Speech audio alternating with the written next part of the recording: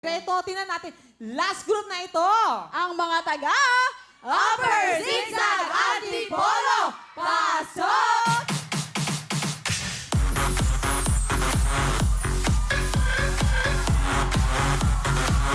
Panahon na para magsaya!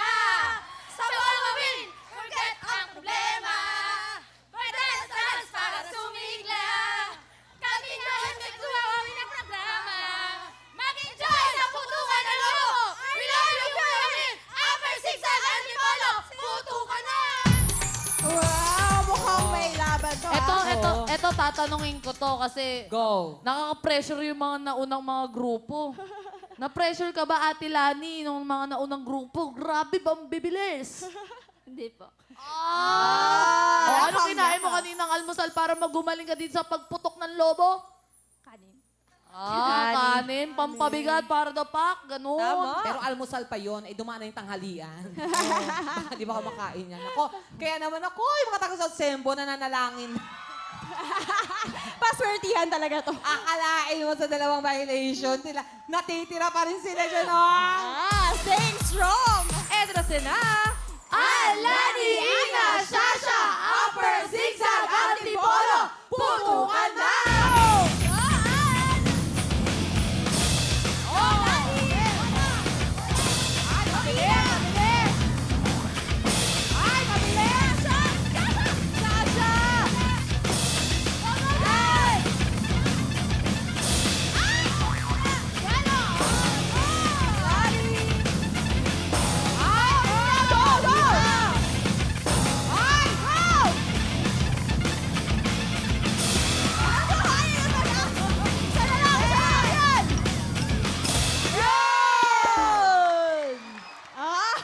Ito,